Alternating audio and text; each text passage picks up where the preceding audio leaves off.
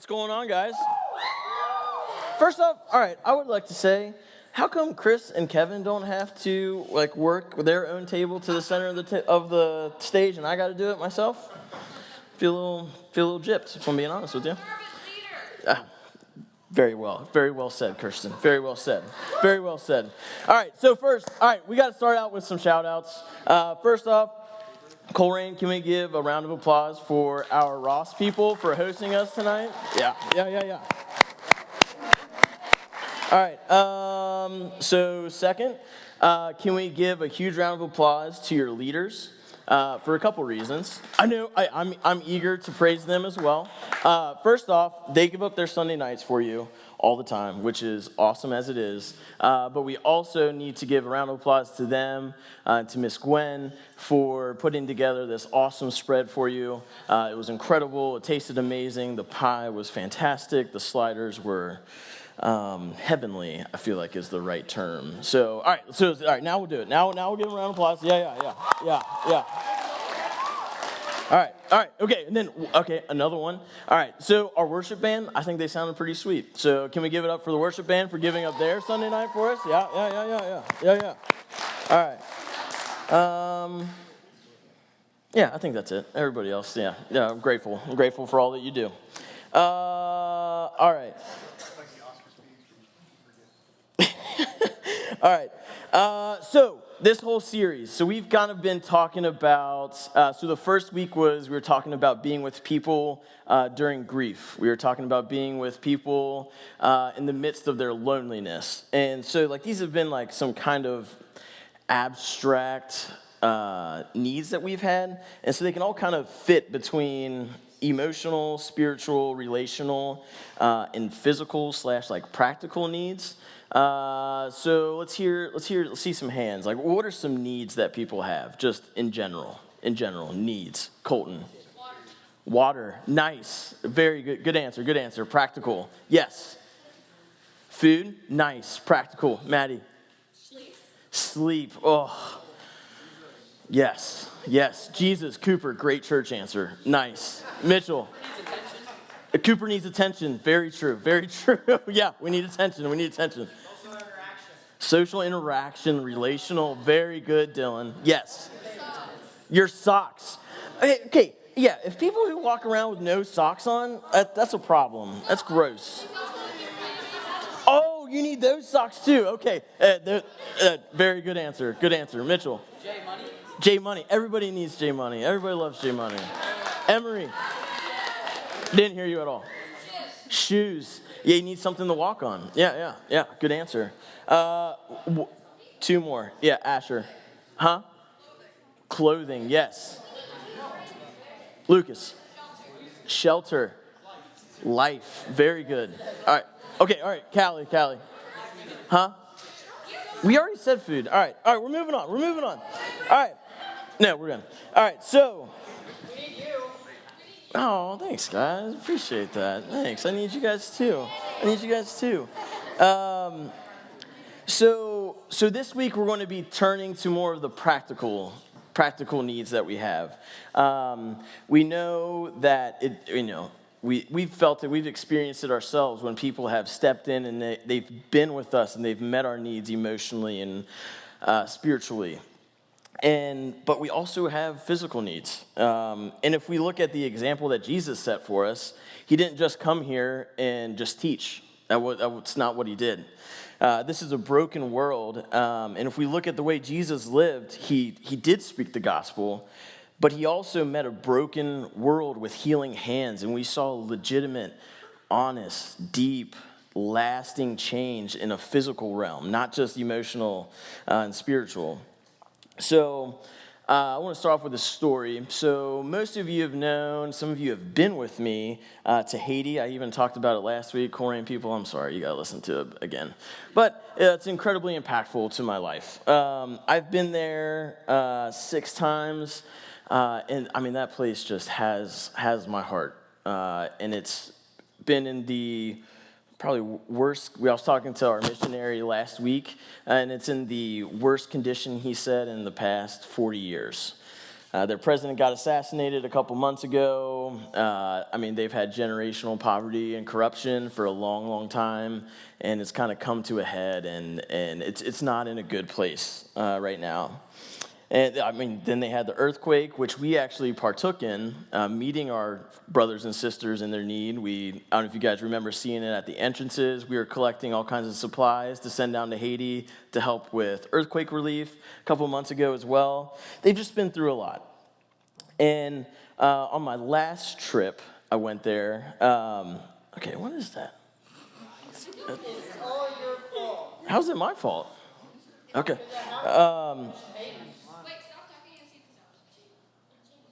Okay, so on my last trip there, all right, just to bring it back.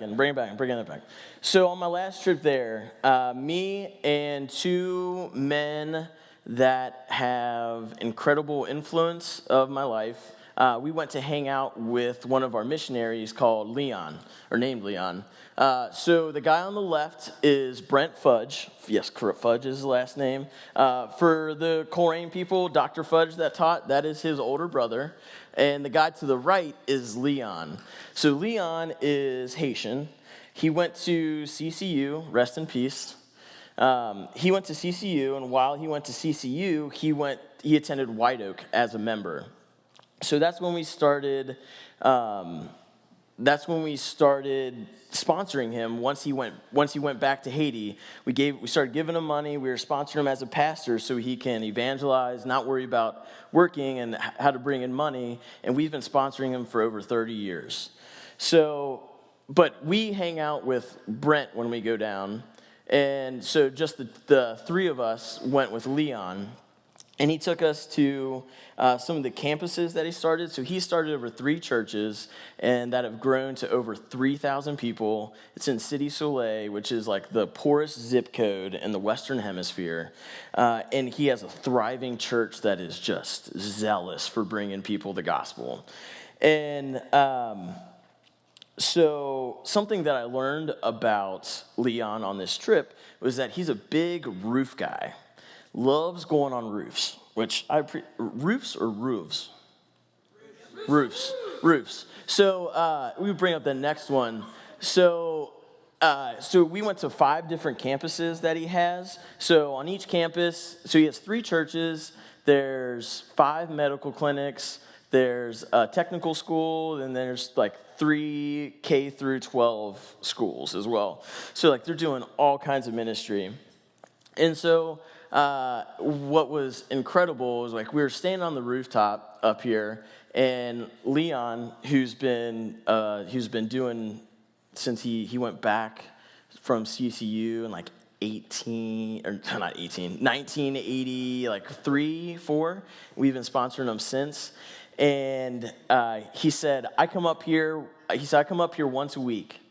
He said I look out over these homes and I think of all the work that we still have to do for God's kingdom. And I was getting chills. It was insane. Like, how does this man who's been building thriving churches, that has been doing so much for God's kingdom, still stay so hungry to bring more people the gospel and to show God's love? It was crazy. So we're standing on the roof, and let's see where we're at. And I see he's like, oh, and he points down to this pile of dirt and gravel on the next one. And we're like, oh, okay, cool. He's like, yeah, we're actually building a house at that plot of land for a family. Like, oh, no kidding. Like, where are they at now?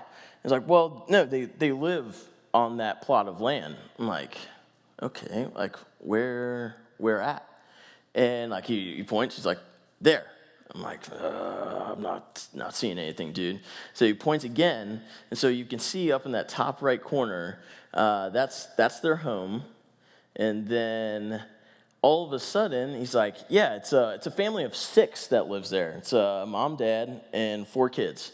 And then, so 2 of the kids are naked. The older sister comes out, and she's giving them a bath right now. And dude, I was a mess. So I was a wreck. And so I asked him, like, it's like, so how much does it cost for you to build one of these homes? And Leon's like, it costs $6,000. Like, I'm getting eye surgery done next week for $4,000. And like, it was a really hard moment to take a step back, and I was quiet for a while, and then Leon like taps me, and then like he points back over the horizon, and then he points out all these different blue roofs. And so he's like, you see that one, and that one, and that one, and that one, and that one, and that one, and that one. And he pointed out over a dozen homes just from that roof.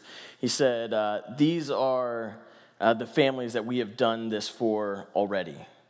And so this is just one church location, and he's done that at all 5 of his locations. It's all church members, and it's all people that have come to them. They've shown him, so they have to have a plot of land. Like, he does through all these different things. But what I'm saying is, this is a man who is not ignorant. Like, yes, these people need Jesus, but he does not look past the physical need that they have. Like, yes, that family of 6 should not be living in that hut. That family should not be living like that. And it's not, here, let me tell you about Jesus. It's, here, let me tell you about Jesus, and while we're doing that, we're going to work together to help you meet your basic needs. And this is something that is not new to the people of the church. This is something that has been meant for us to do since he's created us. We've been made to take care of one another. So tonight, we're going to be looking at 1 Kings to Elijah, one of the coolest prophets. He's awesome. So you want to pull that up, Zach? So we'll go ahead and read this through. All right, a little background here. King Ahab is over Israel right now. He stinks. He's really bad. If you ever heard the term Jezebel, that's because of his wife. She also stinks very bad. So because of that, a drought has been brought to Israel, and it's a mess. Nobody's eating, there's no grain, there's no water, it's awful. So that's the context, and then Elijah meets this widow. So I'll go ahead and read this. So the Lord said to Elijah, go and live in the village of, near the city of Sidon. I have instructed a widow there to feed you. So he went to Z. As he arrived at the gates of the village, he saw a widow gathering sticks, and he asked her, would you please bring me a little water in a cup? As she was going to get it, he called to her, bring me a bite of bread too. But she said, I swear by the Lord your God that I don't have a single piece of bread in the house, and I have only a handful of flour left in the jar and a little cooking oil in the bottom of the jug. I was just gathering a few sticks to cook this last meal, and then my son and I will die. Go to the next one. But Elijah said to her, don't be afraid. Go ahead and do just what you've said, but make a little bread for me first. Then use what's left to prepare a meal for yourself and your son, for this is what the Lord, the God of Israel, says. There will always be flour and olive oil left in your containers until the time when the Lord sends rain and the crops grow again. So she did as Elijah said, and she and Elijah and her family continued to eat for many days. There was always enough flour and olive oil left in the containers, just as the Lord had promised through Elijah. How awesome is that? So we've been in this drought for a couple years now, and it's this lady and her son, and that's it. And so she probably struggles to provide for herself and her child. And despite being in an awful, awful, awful situation, she says, you are in need. She doesn't think about what this is going to mean for my son. She says, I know you want some bread, but I don't have it. Like, I got some flour and some oil. Like, rub it together, and you give what you get. And every time I read that, I'm just taken back by her selflessness and her complete presence. in the present. Like, she was not worried about tomorrow. She was not worried about the day after that. She wasn't worried about the day after that. She looked and she saw a man in need and stopped everything and gave whatever she could to make sure that that man was cared for. And the takeaways from this are just, it is immense. And we see that we need each other. As we've been going through this series, it is ever evident that we desperately need one another to make it through this difficult life, whether it is physical, emotional, spiritual, relational. God did not make us to be alone. As much as we might hate that or love that, God has made us to be in relation with one another. And when it works together, it is gorgeous. It is amazing. Also, we see that God works through us. God can do all of this by his own. He does not need us. He is God. He's really good at doing whatever he wants. However, in the midst of this broken world, he invites us to be a part of the redemption story. That is crazy. That is incredible. Like, you ask any of your friends, like, even from your own experiences of serving, like, you feel something inside. Like, once you put aside your own sacrifices and worry about what you need to do, and you just do it, the way that you feel and it just, the inner knowing of that you are doing God's will is immense, and an incredible privilege. Next, we looked at that there's enough for everyone. The widow had nearly nothing, but still was ready to give whatever she had to Elijah. And she relied on God that he would fulfill his promise and give her what she needed. And it's not being caught up with what the next sacrifice is. It's knowing what is needed now and going. And then our next one, Zach, relationships matter. The people that you are around, the people that you care for, that you pour your life into, they matter. Like, I feel like sometimes, like, we can be kind of haphazard about how we speak to one another, how we go through life, how we spend our time, but they matter. And I know it's middle school, I know it's high school, and it feels like there's so many more important things, so many other things going on, but relationships matter. And how we care for one another in those will last us a lifetime. So I know some of you guys might be thinking, like, all right, Brandon, I've had exactly 0 people come up to me in the middle of a drought that has been going on for years, and ask me for food. I've never been to Haiti. I don't really see that much need in my life for physical. We are in America, and things are a little bit different here than the other parts of the world, but I can tell you firsthand that it is here. So last week at Coleraine, we got to help with Nate's toy box. So if we can start going through some of these slides. So the guy on the left on stage is Gary Schroeder, and that's Pam Schroeder on the right. So Gary was one of the 2 guys that I went with to hang out with Leon.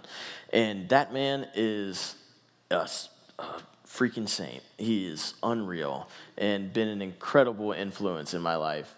So their son died when he was 28, 7 years ago, right? 15, 16 years ago. They started Nate's Toy Box 7 years ago. Did I pull that from nowhere?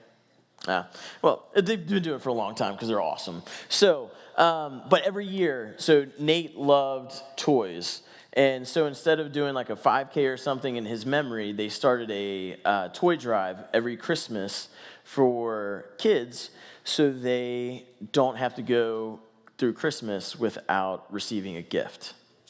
So part of what that distribution looks like is parents will come, they'll pick out toys for their kids, for the elementary kids, and then middle school and high school get gift cards, and they get toiletries, and they get a meal. And so we were helping with toiletries. And so that's what we were packing last week. Yeah, it's really cool, real cool. You see how buff Kale looks? He's freaking ripped, dude. So, so, what's incredible to me about Nate's Toy Box is that they only serve the Northwest Local School District. So right there, that's 330 bags packed for middle school and high school students. And so Nate's Toy Box, they only serve Northwest Local School District. So for the Ross people, that is our Colerain School District. They serve no one. They serve a little bit of North College Hill, and they serve a little bit of Mount Healthy as well. But there are 330 kids in your school district that their families can't afford presents at Christmas. One of my first times helping with Nate Toy Box, I was a runner. So like once they go through the whole process and they have their gifts picked out, and I grab the cart for them, and then I take it out to their car and put the presents in their car. So I'm sitting at the end of this hallway at Groesbeck Methodist, and the next thing you know, I hear, IBG, BG. So then I turn around, what's going on? And I saw one of my best friend's moms going through the line. Needless to say, I saw her, gave her a huge hug, laughed, whatever. As soon as I dropped her stuff off at her car, I found my own little corner and cried.